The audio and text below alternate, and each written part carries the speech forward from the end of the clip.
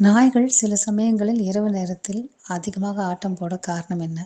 மரபணு வழியா நாய்களுக்கு இயல்பாவே இந்த மாதிரியான இரவு நேரத்தில் முழிச்சிருக்கிறது, இரவு நேரத்தில் வேட்டையாடி பழக்கப்பட்டதுனால, அவங்களுக்கு இரவு நேரம் அப்படிங்கிறது கொஞ்சம் துருதுருப்பா இருக்கக்கூடிய நேரமா இருந்திருக்கும். ஆனா, மனிதர்களோட வாழத் தொடங்கிய பிறகு, வீட்டு விலங்கா ஆன பிறகு, இந்த கூறுகள் பெரும்பாலும் இல்ல. மனிதரோட சேர்ந்து, மனிதரோட தூங்கி எழுந்த அந்த மனிதர்களுடைய பழக்கவழக்கங்கள், நேரம் அப்படிங்கிறதுக்கு நாய்கள் தங்கள தகவமைச்சிருக்கு.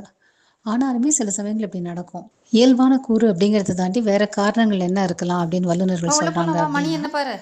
அன்றைய நாளில் ம் அவங்களுக்கு போதுமான உடற்பயிற்சி மணி கிடைக்கல என்ன? அப்படின்னு சொன்னா, இரவுல அந்த எனர்ஜிய ஸ்பெண்ட் 10:40. ஆகுறதுக்கு அவங்க ஹைப்பர் ஆக்டிவ் ஆயிருவாங்க அப்படின்னு. 2வது நாள் முழுக்க எந்த ஒரு நாளைக்கு வேலையும் விளையாடலாம். இல்லாம, யாரோடையும் விளையாடாம, வா அவங்க ஒரே இடத்துலயே கழிச்சிட்டு இருந்தாங்கன்னா, போலாம் வா. அந்த காரணம், அது படுக்கலாம். போர் அடிச்சிட்டு இருக்கிற காரணம்னாலே இரவு நேரத்தில ஹைப்பர் ஆவாங்க அப்படின்னு. சில லைட் அடிக்க சமயத்தில போகிறேன்டி. உடல்நல கோளாறு ஏதாவது இருந்தது அப்படின்னு ஹாய் சொன்னாலும், செடி. அவங்க அப்படி இருக்கலாம் அப்படின்னு சொல்லி வா. வல்லுநர்கள் சொல்றாங்க. ஆனா சரி பொதுவா நான் லைட் அவங்க என்ன அடிக்கிறேன், சொல்றாங்கன்னா, நீங்கள் இரு. நம்ம நாய்களுக்கு தினசரி நல்ல உடற்பயிற்சி குடுக்கணும்.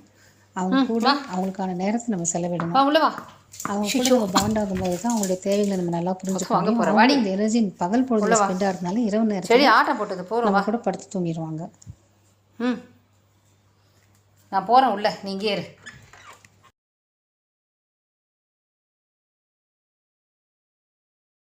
எங்க சேனலுக்கு மறக்காம சப்ஸ்கிரைப் பண்ணுங்க.